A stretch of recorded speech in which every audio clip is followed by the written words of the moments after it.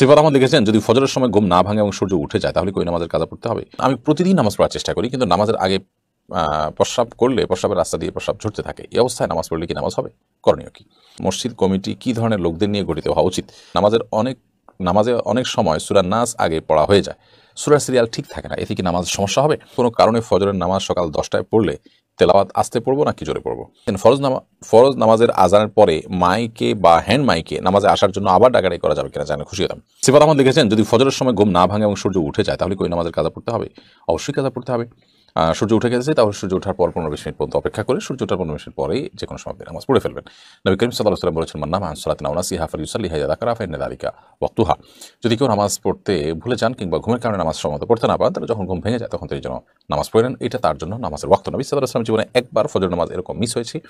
সাহাবীদের সহকারে তিনি কোনো একটা সফর থেকে আসছিলেন, তো প্রতিমধ্যে তারা রাতে শুয়েছেন। ঘুম থেকে জাগাবার জন্য যাকে দায়িত্ব দিয়েছিলেন পালা করে সাহাবীদেরকে, তাদের মধ্যে একজন তিনি ঘুমিয়ে পড়েছেন, যার কারণে তিনি নিজে টের পারেন, ওদেরকে ডাকতে পারেনি। পরবর্তী নবী সাল্লাল্লাহু আলাইহি ওয়াসাল্লাম সবাইকে নিয়ে এসে নামাজ কাজা করেছেন, বিধায় আপনাকে নামাজ পড়তে হবে পরে। তবে এরকম ফজর নামাজ প্রায় কাজা হওয়া বা নিয়মিত কাজা হওয়া নিশ্চয়ই গ্রহণযোগ্য না। মোহাম্মদ সাবির আহমেদ লিখেছেন, আমি প্রতিদিন নামাজ পড়ার চেষ্টা করি, কিন্তু নামাজের আগে প্রস্রাব করলে প্রস্রাবের রাস্তা দিয়ে প্রস্রাব ঝরতে থাকে। এই অবস্থায় নামাজ পড়লে কি নামাজ হবে? করণীয় কি? ভাই মোহাম্মদ সাবির আহমেদ, প্রতিদিন আপনি নামাজ পড়ার চেষ্টা করেন, নামাজের আগে পেশাব করলে আপনার পেশাব ঝরতে থাকে, তাহলে সেক্ষেত্রে আপনি অপেক্ষা করবেন, প্রয়োজনে আন্ডারওয়্যার ইত্যাদি ব্যবহার করবেন, টিস্যু ইত্যাদি দিয়ে রাখবেন, অর্থাৎ যেভাবে হোক আপনি পরিষ্কার হওয়ার চেষ্টা করবেন। এবং নামাজের যতক্ষণ আগে পেশাব করলে আপনার পেশাব ঝরা বন্ধ হয় ততক্ষণ আপনি করবেন, আধা ঘন্টা আগে বা 40 মিনিট আগে। প্রয়োজনে আপনি পেশাব করে সেখানে টিস্যু বা কিছু দিয়ে আপনি অন্য কাজ কামে থাকবেন, এরপরে নামাজের আগে দিয়ে আপনি টিস্যু ফেলে দিয়ে নামাজ পড়ে নেবেন। অর্থাৎ এক কথায় আপনি যে কোনোভাবে পেশাব যে ঝরছে সেটা থেকে আপনার শরীরকে এবং কাপড়কে পবিত্র রেখে দেন আপনি নামাজ পড়বেন। আর যদি ব্যাপারটা এরকম হচ্ছে অনবরত পড়তে থাকে, এটা আপনি আসলে কন্ট্রোল করতে পারেন না, তাহলে সেক্ষেত্রে আপনার এটা নিয়ে প্রেশানের কোনো কারণ নেই, বরং প্রত্যেক ওয়াক্ত যখন শুরু হবে তখন ওযু করে ওই ওয়াক্তের মধ্যে আপনি নামাজ পড়বেন। এর মধ্যে পেশাব যদি ঝরতে থাকে কোনো অসুবিধা নেই, যেহেতু কন্টিনিউয়াসলি সেটা ঝরছে। শহীদ আম্বিয়া ইয়ারি থেকে আপনি লিখেছেন, মসজিদ কমিটি কি ধরনের লোকদের নিয়ে গঠিত হওয়া উচিত? মসজিদ কমিটিতে সেই সমস্ত লোকরা থাকা উচিত যে মানুষগুলোর মধ্যে আল্লাহর ভয় আছে, যারা আল্লাহ ছাড়া কাউকে ভয় করেন না, যারা ঈমান এনেছেন, 5 ওয়াক্ত নামাজ পড়েন এবং যাকাত দিয়ে থাকেন। এই 4 বৈশিষ্ট্য, ঈমান এনেছেন, নামাজ পড়েন, যাকাত দিয়ে থাকেন এবং আল্লাহ ছাড়া কাউকে পরোয়া করেন না, আল্লাহর ভীতিটা তাদের মধ্যে আছে, আল্লাহকে শুধু হিসেব করে কথা বলেন, বাকি কারোর মুখের দিকে তাকিয়ে কথা বলেন, আল্লাহ তার সত্য লুকান না।